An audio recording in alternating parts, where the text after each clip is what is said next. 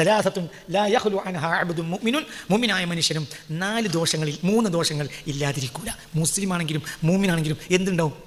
3 ദോഷം ഉണ്ടാവും. ദോഷം എന്ന കുറ്റല്ല, മോശത്തരം. ഒന്ന് അൽ ഹസദു, അസൂയ. മുഅ്മിനാണെങ്കിലും എന്തുണ്ടാവും? അസൂയ ഉണ്ടാവും. മുഅ്മിനാ പക്ഷെ അസൂയ ഉണ്ടാവും. അത്ര വലിയ മുഅ്മിനായിട്ട് മുഅ്മിനാണെങ്കിലും എന്തുണ്ടാവും? അസൂയ ഉണ്ടാവും.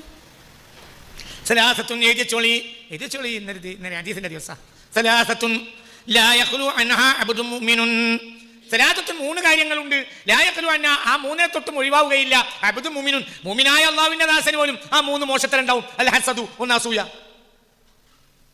വല്ലന്നും, ഒരു തരം വിചാരം. എന്തുണ്ടായാലും ഒരു വിചാരം. ഇജിപ്പം ഷമീറെ, ഇജ് നേരെ അൻവറിനോട് പറഞ്ഞു, ഒന്ന് എന്തോ പറഞ്ഞു. എന്തേ പറഞ്ഞിട്ടുണ്ടാകുക എന്നറിയോ? പറഞ്ഞിട്ടുണ്ടാകുക